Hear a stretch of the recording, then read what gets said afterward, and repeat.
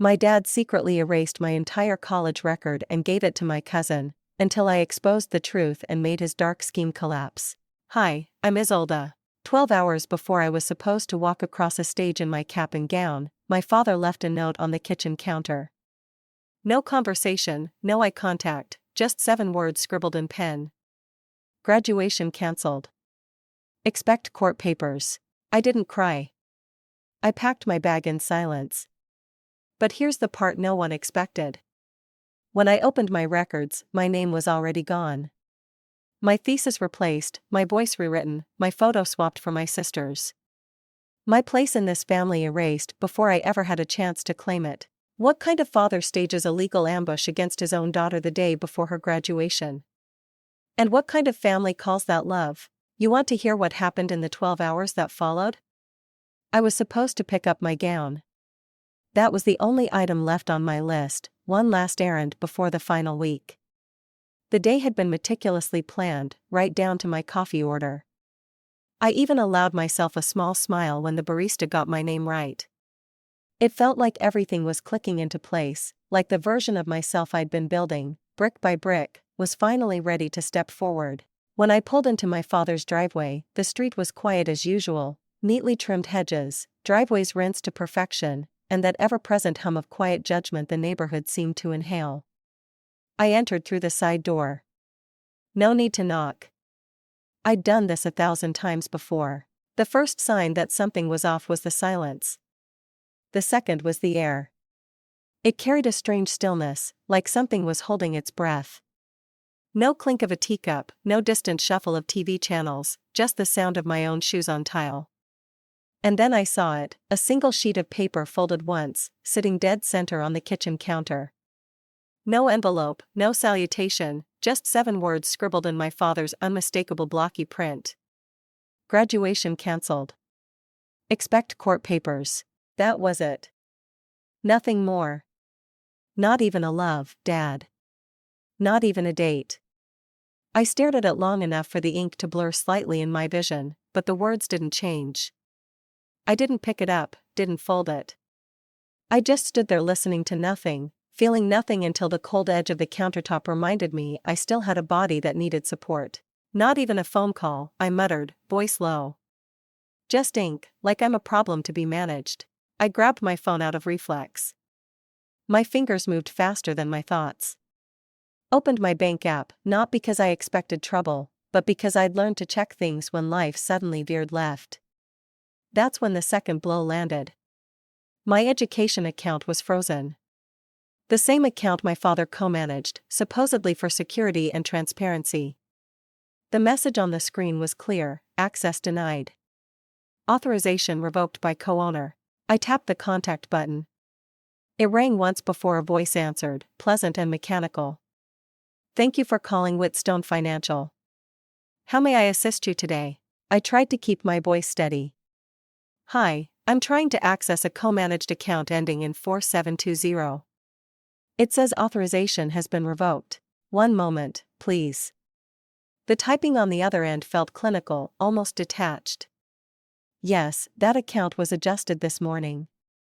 Authorization was revoked by the secondary party. That would be Mr. Arthur Graff. Correct. Sometimes survival isn't rage, it's restraint. I thanked her.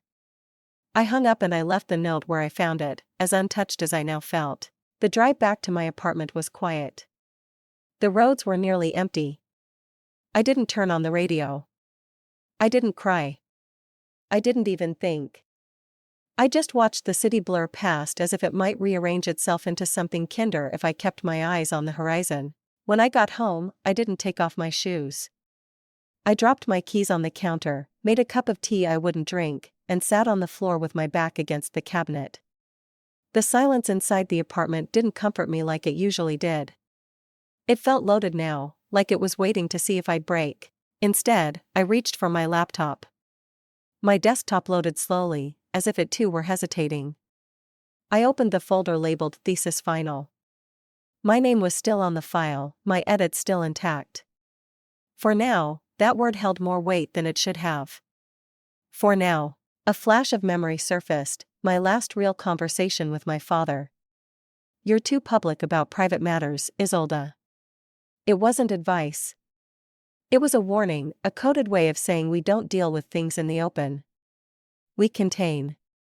We preserve the image. But here I was with a scribbled note threatening legal action and a locked bank account. All because I wanted to speak. All because I thought I could live honestly. I opened my email, scrolled through the archive. I found it within seconds, a message from him sent 6 months ago. We're proud of your independence. This family will always support your next step. I copied the email, saved it into a new folder on my desktop, labeled it simply evidence. I stared at the folder for a while, not because I questioned its necessity, but because I knew this was no longer just a setback. This was strategy. They didn't want to talk. They wanted me gone quietly, as if I'd never applied, never studied, never existed as someone who could represent them. I got up, walked to the small suitcase I kept in the closet for overnight trips.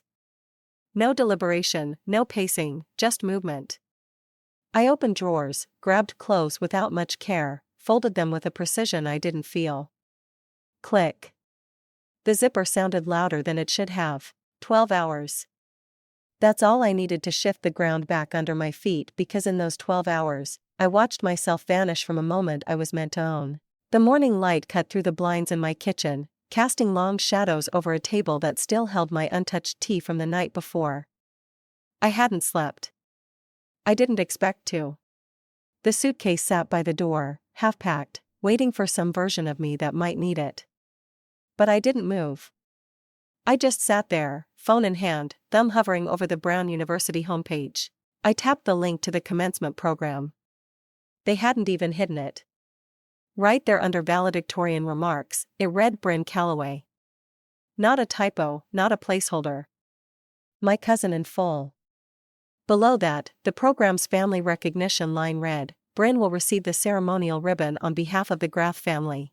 I felt my stomach shift, like my body knew something my mind hadn't caught up to yet. Bryn wasn't even supposed to be graduating this year, let alone representing our entire family at a ceremony that had been mine to lead. My name wasn't just missing. It had been overwritten. The last name was the same, but everything else had been stolen. I clicked into the RSVP section, something I hadn't checked in days. There, next to my name wasn't the word graduate or even speaker. It read, Family Support Assistant. Assistant, like I was there to pass out pamphlets or refill the coffee trays. Like I hadn't spent the last 4 years building a platform big enough for our family name to stand on. I forwarded the document to myself, attached it to the folder I had started the night before, and gave it a new name, Proof of Reassignment. A line from a book popped into my head, something I'd read years ago but never forgot. You don't have to set yourself on fire to keep others warm. And yet somehow that's exactly what I'd done. Burned my identity to keep their legacy glowing. A text popped up. Layla, my old roommate. Hey, weird question. Thought you were graduating. Why is Bryn in your spot? I didn't reply. I didn't need to. I clicked the university's Instagram page, already knowing what I'd find. There she was, Bryn in a navy blue cap and gown. Her blonde curls styled perfectly.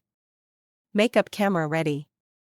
Her caption read, The Graff Legacy Continues, complete with a sparkle emoji. Legacy my ass. I hit download, saved the photo in the folder, dragged it right beneath the RSVP screenshot, and stared at the collection now forming, like pieces of a puzzle I never asked to build but couldn't afford to ignore. That's when the email came in. Subject, Graduation Program Update. I opened it with the same numbness I'd had since last night. It was generic, cold, clearly written by someone who had no idea they were delivering a bullet. Thank you for your prior involvement. Your contributions have helped the program succeed. Best of luck on your journey. No mention of my title. No reason for the change, just a goodbye dressed as gratitude. The assistant who sent it, she'd been the one who asked me to deliver the keynote 3 months ago. She'd called it a perfect fit. I didn't scream. I didn't call. I just forwarded it to Morgan, my friend from law school, and typed one line beneath the subject, Is this actionable? I printed the email, took out a highlighter, and marked one sentence in yellow, As we welcome Bryn Calloway as the face of our program. Then I folded the paper clean, tucked it into a blank envelope, and stared at it like it might speak. I wasn't just left out. I was written out in advance. And for the first time, I realized this wasn't spontaneous. It was rehearsed.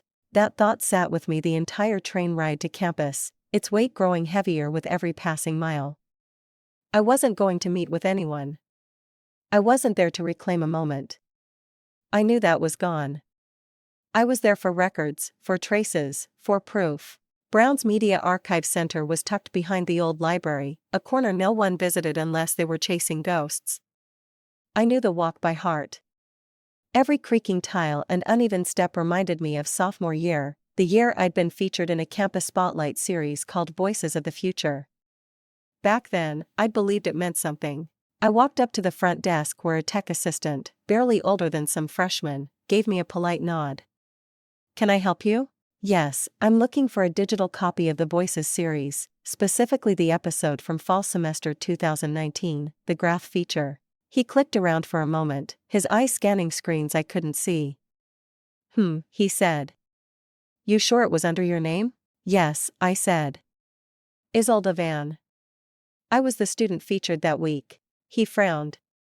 "That segment exists, but I'm not seeing your interview. Looks like the file was restructured and retagged. It might have been merged with a group session or archived under a different classification." I leaned forward. "Is there a raw version?" "Maybe, but those are video archives. Takes time to retrieve." "You want me to request it?" "Yes, please." I waited in the corner of the room for 15 minutes while he pulled the footage onto a small screen. When the video played, it was obvious. I wasn't there. Not a single clip, not even a voiceover. Just wide shots of group events, sound bites from others, but not me. The only place I existed was in a brief crowd scene, barely visible and blurred at the edges. You can't crop a person's existence unless you plan to. That realization sank lower than any insult ever could. Back outside, the wind had picked up. It was sharp against my face, but I barely noticed. I wasn't just erased from a spreadsheet. They'd been deleting me frame by frame, year by year. The walk back from the archive office cut through the quad, and with every step, I started remembering things I hadn't thought about in years. Not just what was happening now, but the first time it had happened. 13 years old, a middle school writing contest. I had written a personal essay titled, "This is Why I'll Never Be Enough." It wasn't dramatic, just honest. I wrote about feeling like a placeholder in my own home. The essay won the district prize and was set to be published in the regional paper. It never was. My father had made a call, said the piece was emotionally inappropriate and unhelpful for family image. In its place, the paper ran a fluffy poem by Celine titled Spring Blossoms.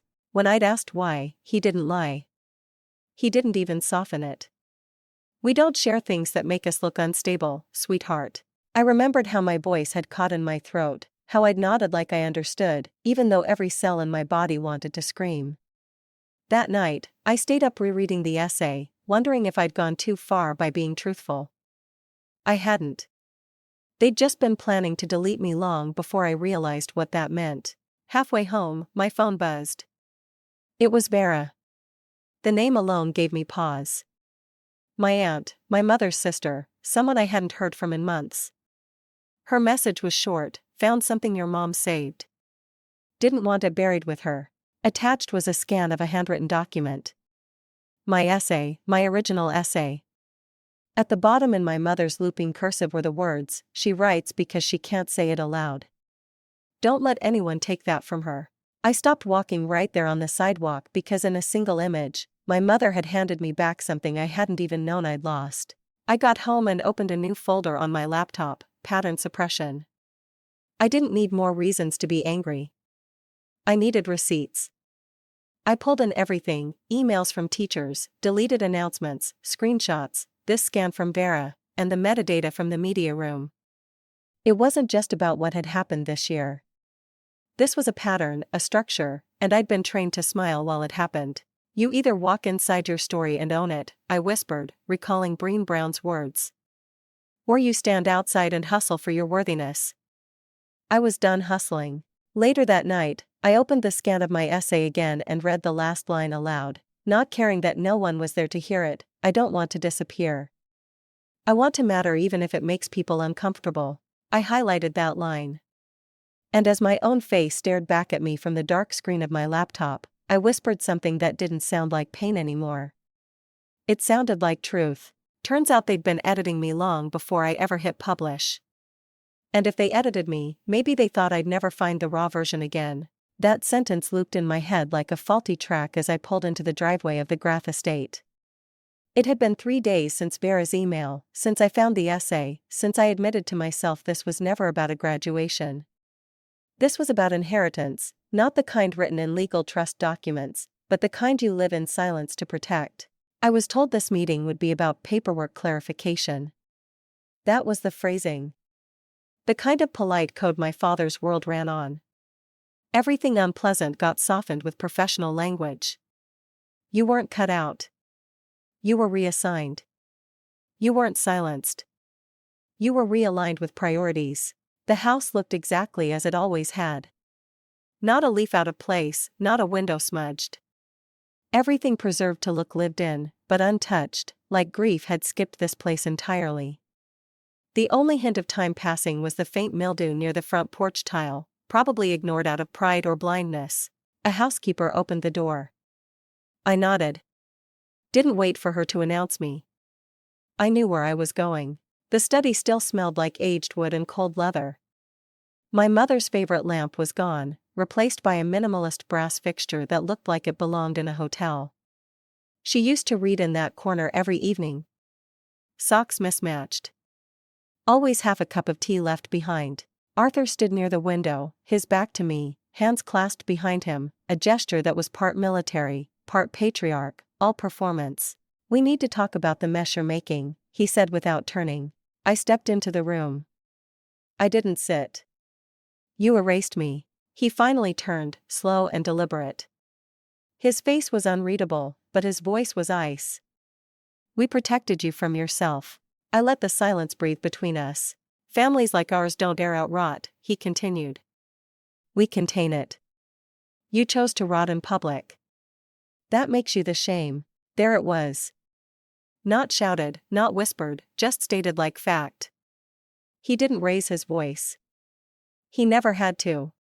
He spoke with the authority of someone who'd built a life around knowing no one would challenge him. I didn't flinch. I didn't argue. My silence wasn't submission, it was strategy. I wanted him to keep talking, but he didn't.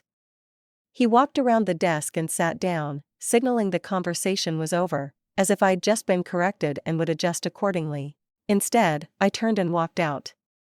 It wasn't until I reached my apartment that I realized my hands were shaking, not from fear, but from restraint. My phone buzzed just as I kicked off my shoes. A LinkedIn notification: Celine Graff has updated her profile. Co-author thesis on political optics in crisis regions. My heart stuttered. I opened the page. There it was. The title. I'd spent 9 months drafting, revising, researching, word for word. She hadn't even changed the formatting. I clicked through to the academic archive database just to be sure. Her submission had been entered 6 weeks ago. 6 weeks. I picked up the phone and called Professor Linden. He answered on the second ring. I was wondering when I'd hear from you, he said, voice tired. You saw her profile. He exhaled. We were surprised when your name was pulled. We were told you'd stepped back under family pressure. The committee moved forward, assuming it was your decision. It wasn't. I know that now. After we hung up, I opened a folder on my desktop labeled Academic Integrity. Inside, I dropped the screenshots, Celine's profile, the timestamp, my original research log. Then I drafted an email. Subject: Formal complaint, unauthorized academic reassignment. To University Ethics Board. BCC, MC, my lawyer. Body, attached. You'll find documented proof that Celine Graff submitted my thesis work under her name. Submission was made 6 weeks ago. I am the sole author of this work. My name has always been on it. It's time someone else proved otherwise. No closing signature, no pleasantries, just fact. That night, I opened the folder where I'd been storing my keynote drafts. I deleted them all, every paragraph, every outline, every sentence shaped to appease an audience that would have never heard me anyway. Then I opened a blank document. At the top, I typed, "This is not about being invited back. This is about never letting them forget why I left." I wasn't angry anymore. I was operational. And if the record speaks for itself, then I just need to hit play in the right room. I was wiping down my kitchen counter, not because it needed it, but because sometimes motion was the only thing that kept me from spiraling into stillness. That's when the message came in. Vera, short, blunt, just like her sister had been, I found it. "Come alone, V." There was no explanation, no greeting, but she didn't need to say more. I knew exactly what it was. 2 hours later, I was driving through New Haven's back roads, following the turns toward Vera's cottage like muscle memory. I hadn't been there since the funeral. That day, she'd stood in the back pew, quiet, ignored. Arthur hadn't acknowledged her presence, and no one else had dared to. Her place was tucked between a nature reserve and a dried-up stream bed. Ivy climbed the siding like it knew better than to wait for permission. The front porch groaned under my step, but the screen door was unlocked. Vera opened it before I knocked. "You came. You said you found it," I replied. She stepped aside. "No small talk." "In the attic, inside a box marked Lily's things." "Thought it was just old scarves." The living room was dim, filled with heavy silence and the smell of dried lavender. She handed me a small wooden box. Inside were two things: a sealed envelope with my name in my mother's familiar handwriting and a tiny cassette labeled in fading ink, "To my youngest when they tried to silence you." "She knew?" I asked, already knowing the answer. "She knew," Vera said. "She left a trail, just not one they ever wanted you to find." I didn't ask why she waited this long. We both knew timing was everything in this family. Speak too soon and you're dismissed as unstable. Wait too long and you're forgotten. Vera placed a small player on the table. I inserted the cassette, pressed play. The static cleared, and then her voice, softer than I remembered, but unshaken. "Isolde. They will call you dramatic, difficult, disrespectful. But you are none of those things. You are unmanageable by design." I felt something crack open in my chest. I knew they'd try to contain you. That's what they do. They wrap the strong ones in silence. Call it tradition. Call it respect. Call it anything but what it really is. Control. There was a pause. The sound of her turning pages. "This is the full trust document. Your portion. My instructions. My voice. In case they ever tried to erase me, too. If they're hearing this, they already have. So, I guess it's your turn to fight for what's rightfully yours."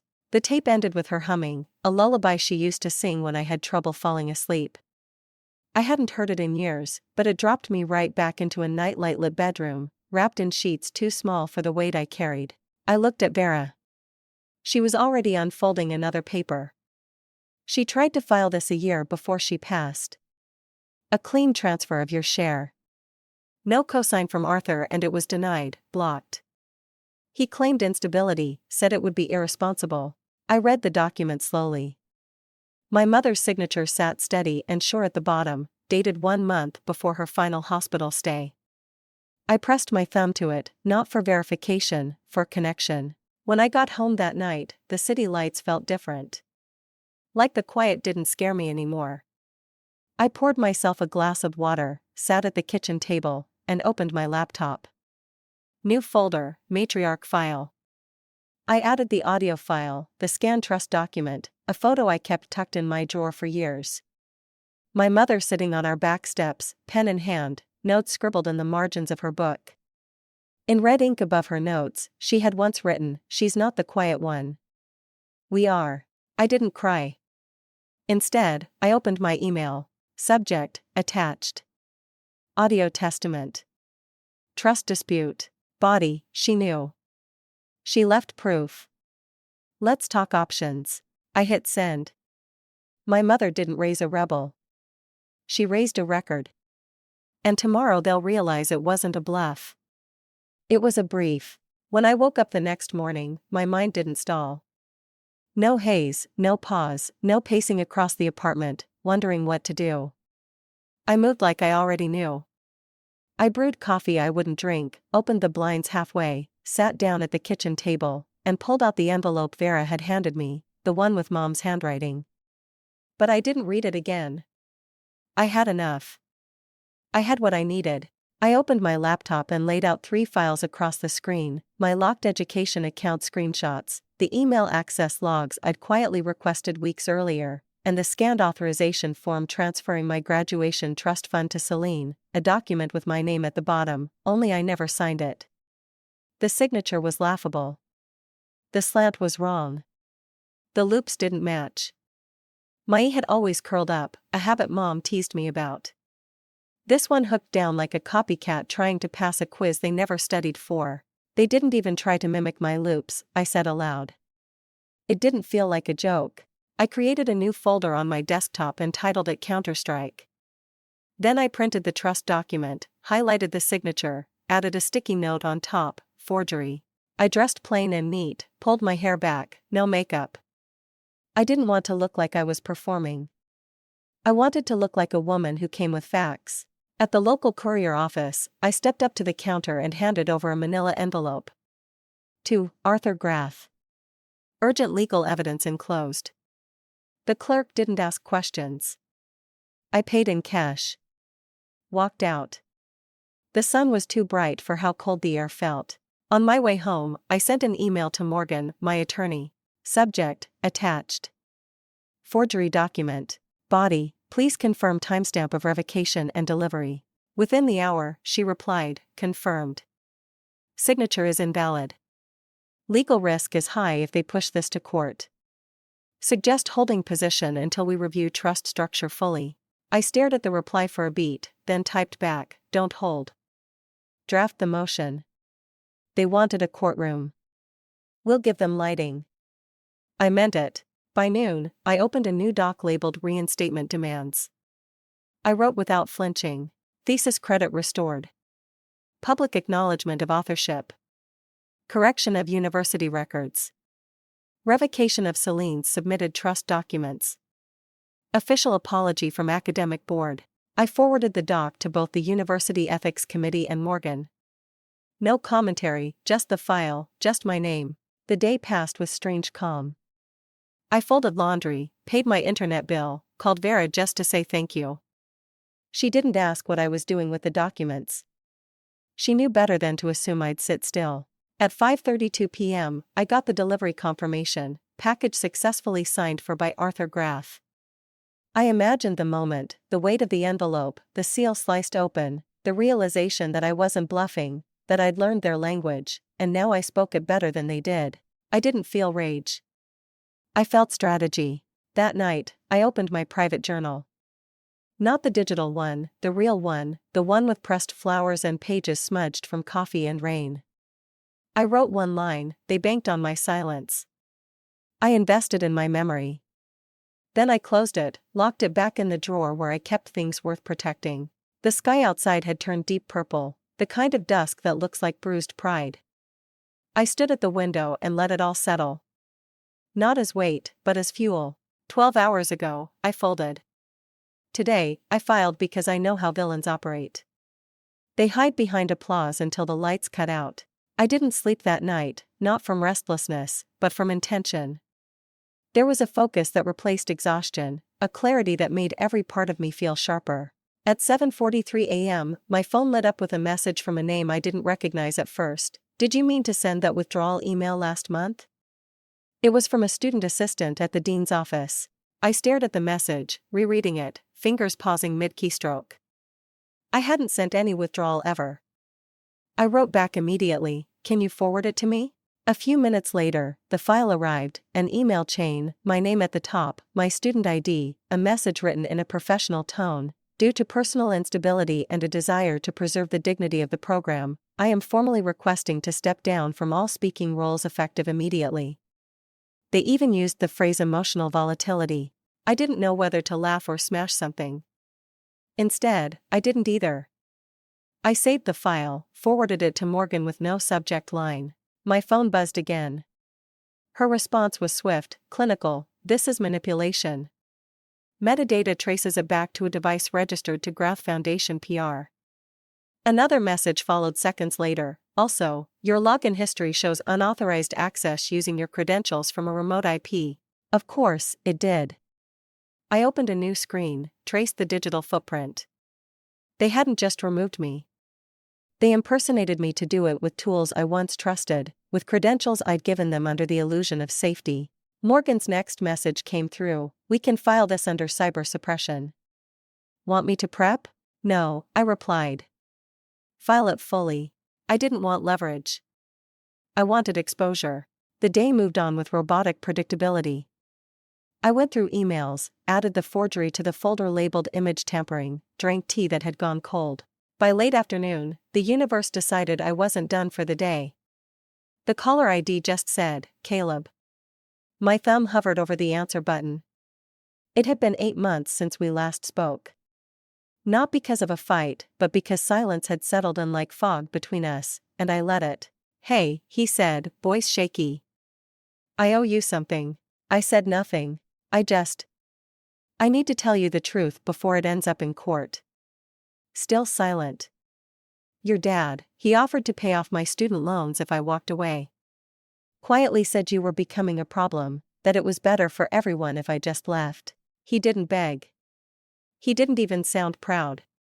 He sounded like a man who just found out he was a pawn. I told myself I was protecting you from them, but really, I took the bribe."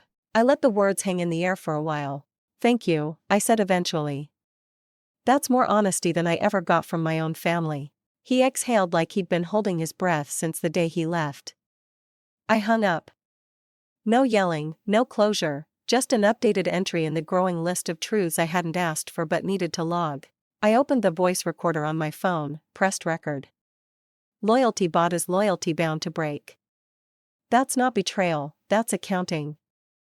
I saved the file and titled it Invoice 1, Emotional Debt.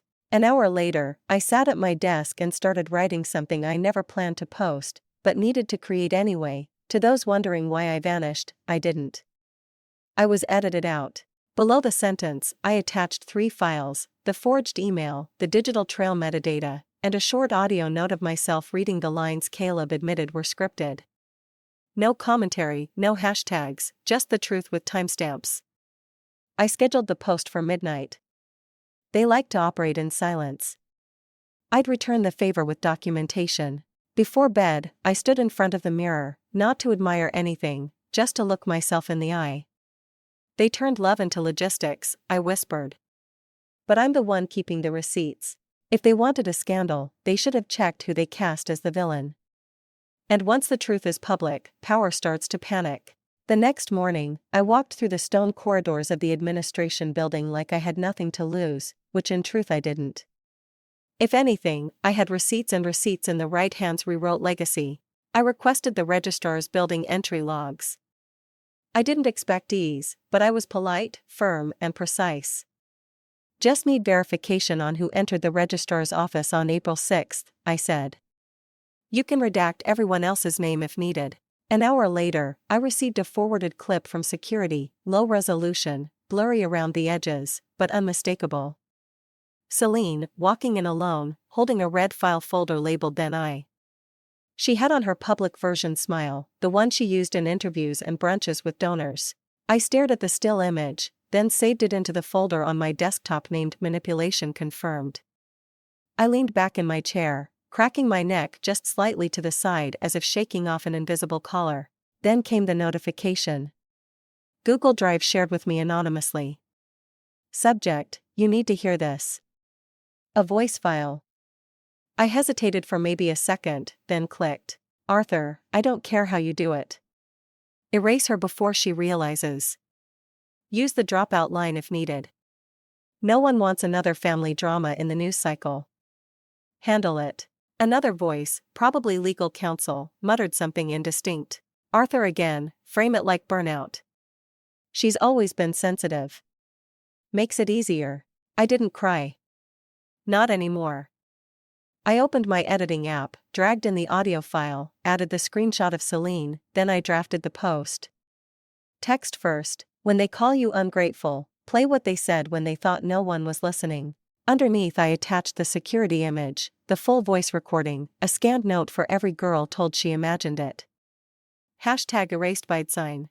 I hit post, then I went silent. My phone buzzed for the next 2 hours nonstop, comments, messages, private stories from people I hadn't heard from in years. A former professor tagged me. I always knew she was being written out. Never had the guts to say it. Another from a university ethics officer: I resigned in 2022 after watching this happen too many times. Thank you for speaking. I didn't respond to anyone. I just watched the numbers climb and then fall into rhythm. Not viral hysteria, but momentum. A steady wave, undeniable, unspinable. Later that evening, I sat at my desk and recorded a message. No face, just voice. They built a legacy on silence, I said. I'm just giving it back the voice it tried to bury. Then I received the call. Unknown number. I let it ring twice. Picked up. Is this Isolde Van? Yes, this is legal counsel for Mr. Graff. He'd like to explore options for quiet resolution. I didn't laugh. I didn't pause. Tell him I don't settle. I show receipts. I hung up, then walked to my window. The city looked the same, but something inside me didn't. The footage was grainy, but the truth crystal clear. But maybe some graduations happen when we step out of the frame and into the fight. I didn't move for several minutes after that call. The view from my window hadn't changed: brick buildings, fire escapes, shadows of pigeons fluttering across rooftops, but the feeling inside my skin was different. Still certain. That stillness was broken only by my phone vibrating on the countertop. Leather graduate 1 million shares. The notification pulsed again. DMs, tags, pings. People I hadn't spoken to in years suddenly knew my name again. And not because I showed up in a family holiday card. Because I showed up in their feeds, their group chats, their conscience. A former classmate from my freshman ethics seminar posted, she was the smartest person in the room and somehow they still tried to erase her. Let this be a lesson. A faculty dean posted a neutral message, the kind they issue when the storm's too big to deny. We are reviewing our archival access and authorship protocol moving forward. They didn't say my name. They didn't have to. Everyone knew. That afternoon, I got an alert from a digital archivist I'd met once in a metadata workshop. Hey, your photo's missing from the 2020 Service Award banquet uploads. I stared at the message. I opened the university's digital gallery, scrolled to the frame I knew by heart. Gone. In its place, Celine, same angle, same background, same award plaque. Her smile was wide, shoulders pulled back. She looked polished, intentional. I clicked View Info. Metadata said the upload had been updated 6 weeks ago. A switch so clean it left no trace. Unless she knew what used to be there, they didn't delete me. They replaced me. Like I'd only been a placeholder until the more agreeable daughter was ready to step in. That night, news outlets reached out. Most of them were digital publications, independent voices. But one of them was National Legacy Major Reach. I didn't reply to any of them. I didn't need a mic to be loud anymore. An independent journalist posted an op-ed that gained traction fast. We don't just erase daughters from frames, we erase women from history.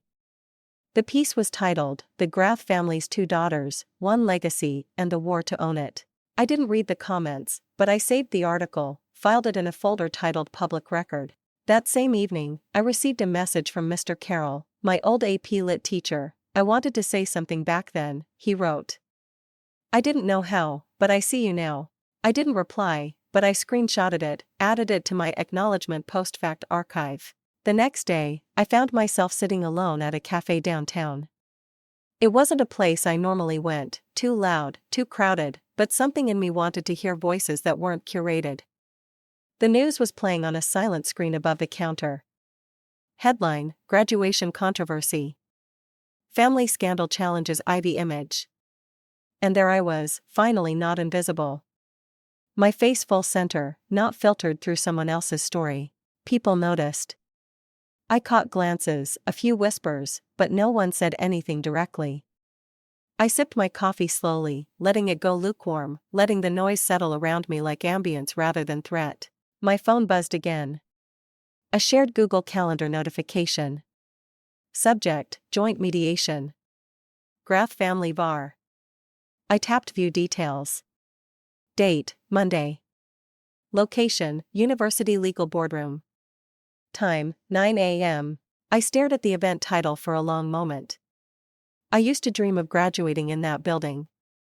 I never thought I'd litigate there instead. And when you stop letting people write your ending, you finally start your own. Monday came gray and cool. The kind of weather that didn't ask for attention, but demanded stillness. I walked into the legal wing of Brown University, wearing navy slacks and a pressed white blouse. Simple, unassuming, sharp. No makeup, no jewelry, just me and the facts. The boardroom wasn't dramatic.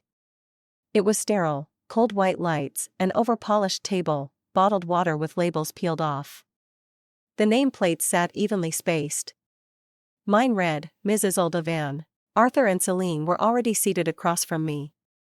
Arthur had his hands folded like he always did when playing defense. Celine kept her eyes down, but her nails were freshly done. No one said hello. The university's legal representative began. This meeting has been scheduled to address the formal claims brought forth regarding academic fraud, cyber interference, and familial conflict intersecting with institutional procedure. He turned toward me. Ms. Van, please proceed. I slid the folder forward. Its title was embossed in bold: Reassignment Timeline, Property, Intellectual, and Identity. Inside was everything. Dated, timestamped, signed, confirmed. The fake email, the voicemail from Arthur, the CCTV still of Celine with my thesis file, the LinkedIn screenshot, the submission discrepancy logs. All the dots finally connected. My attorney summarized, this isn't a sibling rivalry. It's impersonation supported by institutional failure.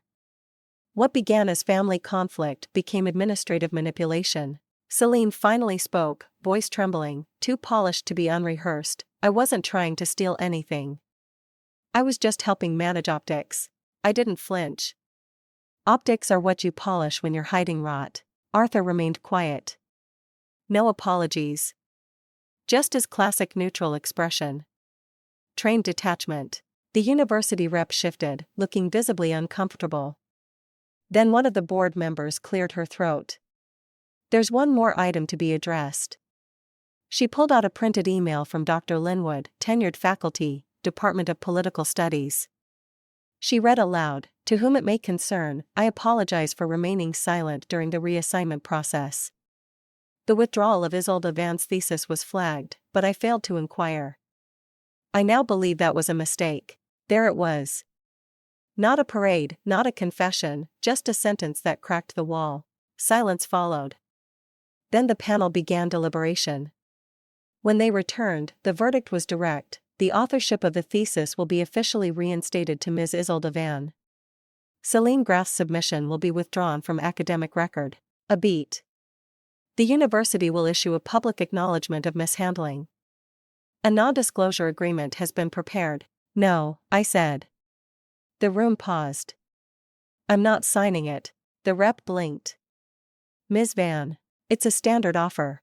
I'm not interested in standards. I'm interested in memory.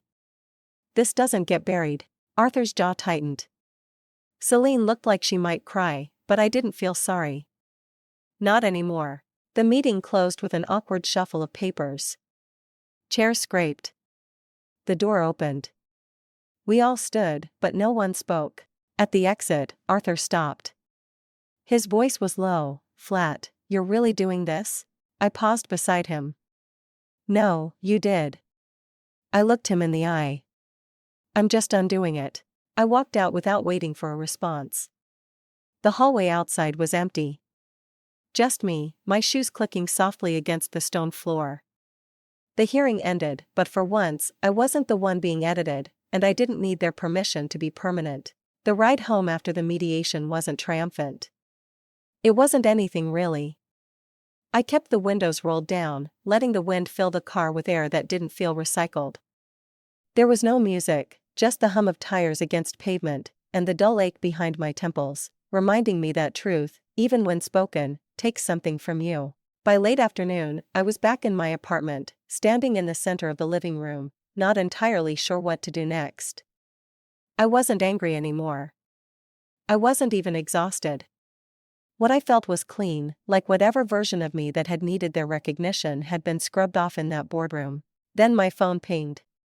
A message from Bryn, "Can we talk?" I didn't know. "I want you to hear it from me." I stared at it longer than I meant to. Then I replied with a simple, "Cafe on 6th in an hour." She was already waiting when I arrived. No filters, no staged angles. Just Bryn, hair in a loose bun, hands clenched around a coffee cup, shoulders curled slightly inward. "I thought you opted out," she said as soon as I sat down. "They told me you didn't want the pressure, that you were overwhelmed." I didn't interrupt. "I didn't know until I saw your post, the audio, the photo." I didn't know what to say. I waited. I only realized the truth when the university emailed me saying I'd been removed from the program credits. It didn't make sense at first, but then I looked back. I saw what I didn't see before. "I'm sorry." I let the silence stretch. "You didn't steal anything," I said calmly. "You were handed something I built."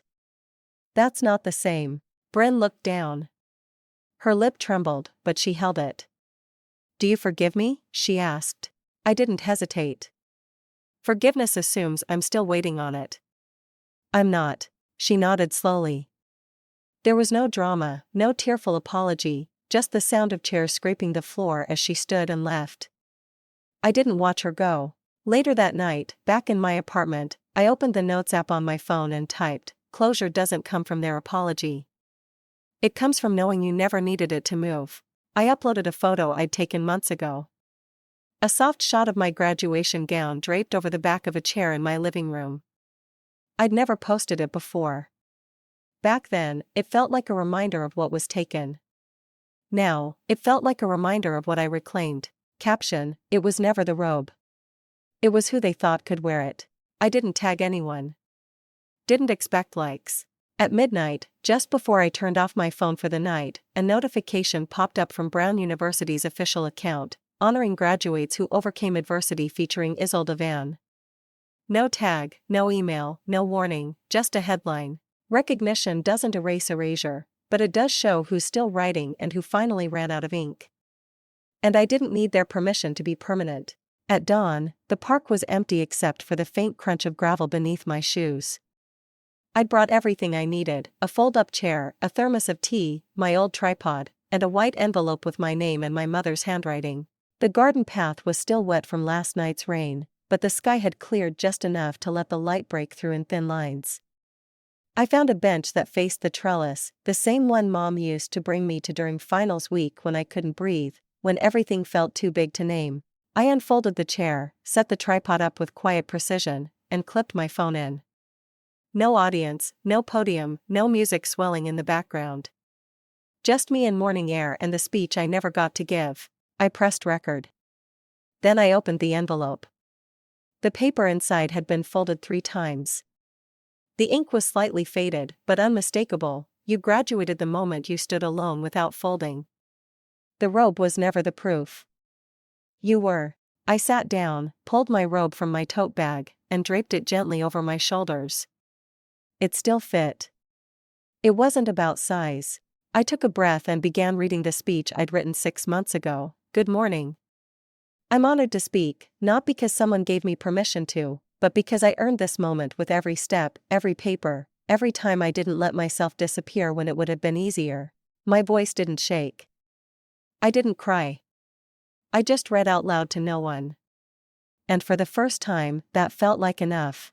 When I was done, I pressed stop, folded the robe back into my bag, poured myself a cup of tea, and sat in silence, letting the weight of it all lift gently like fog rising from cold ground.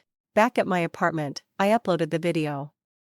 No caption, no filter. By noon, the comments had started, "The most real graduation I've ever watched." Her voice made it sacred. She didn't need a crowd. She needed truth. I didn't respond. I just watched. That afternoon, I sat at my desk and wrote a letter addressed to Arthur. I didn't intend to send it. It began simply, "This isn't to reconcile. It's to clarify. You didn't break me.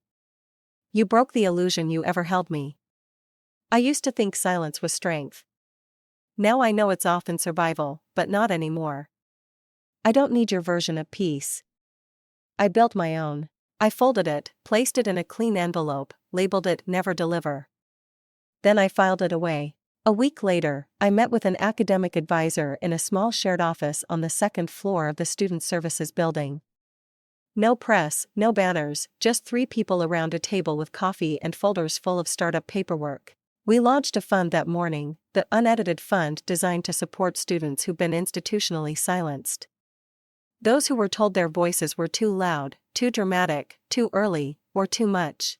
When asked why the name, I said, "Some stories don't need rewriting, just room to be heard." They nodded. No one clapped, and that was fine.